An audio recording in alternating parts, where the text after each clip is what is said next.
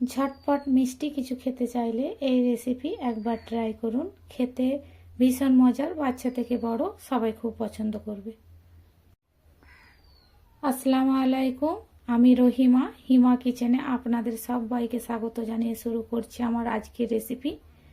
তো আজ আমি আপনাদের তৈরি করে দেখাবো শাহি টুকরা। তো চলুন দেখে নেওয়া যাক কীভাবে এই রেসিপি তৈরি করি।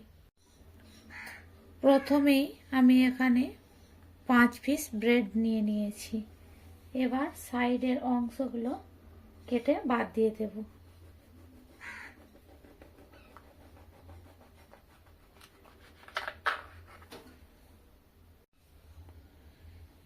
এবার মাঝখান দিয়ে এভাবে পিস করে নেব। আমি এখানে মাঝখানে পিস করে আবার মাঝে পিস করে নিচ্ছি। এইভাবে লক্ষ্য করুন একটু।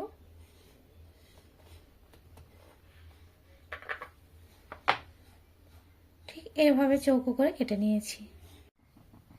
এবার গ্যাসের চুলা অন করে একটা প্যান নিয়ে নিয়েছি। এর মধ্যে দিয়ে দিচ্ছি 1 চামচ ঘি, 2 চামচ দিয়ে দেব রিফাইন অয়েল।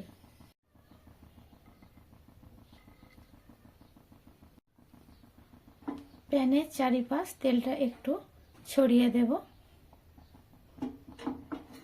তেল ভালো মতো গরম হয়ে এসেছে। এবারে এক এক করে এই ব্রেডগুলো দিয়ে দিচ্ছি। তো আমি অনেকগুলো এখানে ব্রেডের পিস দিয়ে নিয়েছি। হালকা করে ভেজে নেব। কয়েক সেকেন্ড ভেজে নেওয়ার পর এগুলো ঠিক এইভাবে উল্টে দিচ্ছি। আমার এক পিঠ ব্রাউন হয়ে ভাজা হয়ে গেছে।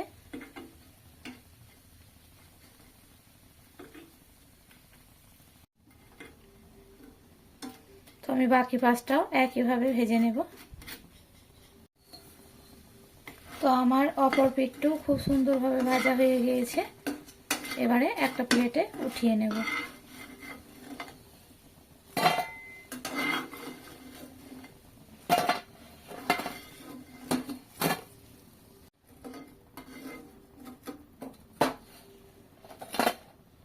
তো আমি বাকিগুলো সেম প্রসেসে ভেজে নেব।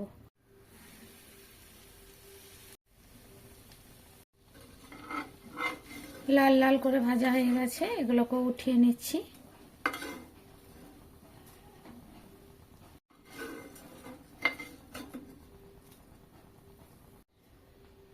আবারও একটা ননস্টিকের কড়াই নিয়ে নিয়েছি। এর মধ্যে দিয়ে দেব এখানে গরুর দুধ 500 গ্রাম। আমি দুধ আগে থেকে জাল করে ঘন করে নিয়েছি। এবার গ্যাসের চুলা অন করে দুধটা ফুটে আসা পর্যন্ত অপেক্ষা করব। দুধ জাল হতে থাক। এখানে নিয়ে নিয়েছি একটা বাটি। এর মধ্যে নিয়ে নেব কাস্টার্ড পাউডার। আমি এখানে ভ্যানিলা ফ্লেভারের নিয়েছি। আমি 2 চামচ নিয়ে নেব।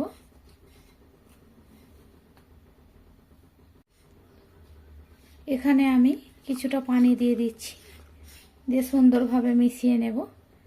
এখানে আমি পানি দিচ্ছি, আপনারা চাইলে দুধ দিয়েও এটা তৈরি করে নিতে পারেন, তবে গরম দুধ দিলে হবে না। এখানে ঠান্ডা দুধ দিয়ে এই মিশ্রণটা রেডি করে নিতে হবে। ভালোভাবে মিশিয়ে নিয়েছি। এবার একটা সাইডে এটা রেখে দেব। দুধ ভালোভাবে ফুটে গেছে। এটাকে খুব বেশিক্ষণ জাল করব না, কারণ আমি আগে থাকতে দুধ জাল করে নিয়েছি। এবার দিয়ে দেব এখানে হাফ কাপের একটু কম চিনি। আপনারা বেশি চাইলে একটু বেশি করে দিতে পারেন। তো আমার এটাই পারফেক্ট বলে মনে হচ্ছে, তাই আমি হাফ কাপের কম দিলাম। আবারও চিনি দিয়ে বেশ কিছুক্ষণ জাল করে নেব। চিনি দেওয়ার পরও আমি 2 মিনিট জাল করে নিয়েছি।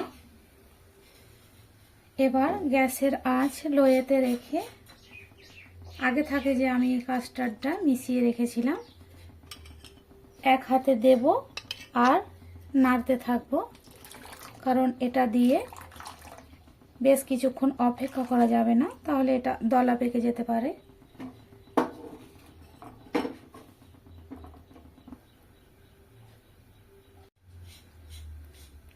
এই মিশ্রণটা খুব বেশি একটা ঘন করার প্রয়োজন নেই।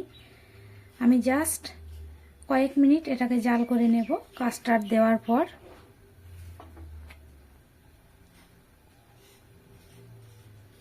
দেখতেই পাচ্ছেন অনেকটাই ঘন মনে হচ্ছে, আবার ঠান্ডা হওয়ার পর অনেকটাই জমে যাবে বা ঘন হয়ে যাবে।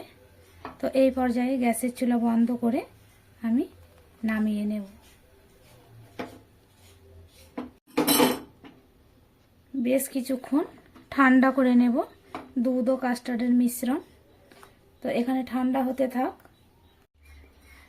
এবার একটা বোল নিয়ে নিয়েছি, এখানে ব্রেডের যে টুকরোগুলো ভেজে রেখেছিলাম সেইগুলো এর মধ্যে নিয়ে নিচ্ছি।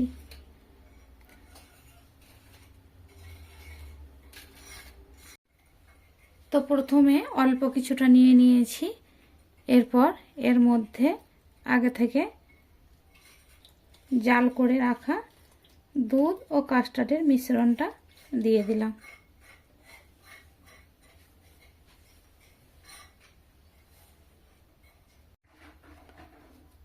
আবারও উপর থেকে দিয়ে নিচ্ছি কিছুটা।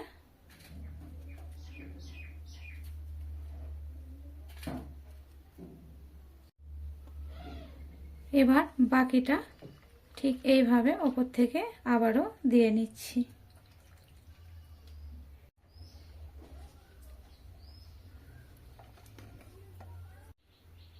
উপর থেকে কিছুটা কাঠবাদাম ছড়িয়ে দিচ্ছি।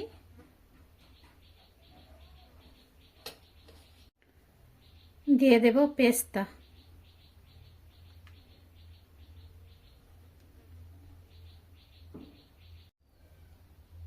কত সহজেই এই রেসিপি তৈরি হয়ে গেল। তো আমার রেসিপি আপনাদের কেমন লেগেছে অবশ্যই কমেন্ট করে জানাবেন। ভালো লাগলে চ্যানেলে একটি লাইক দিয়ে সাবস্ক্রাইব করে পাশে থাকার অনুরোধ রইল। দেখা হবে পরের কোনো ভিডিওতে। ততক্ষণ ভালো থাকবেন, সুস্থ থাকবেন। আল্লাহ হাফেজ।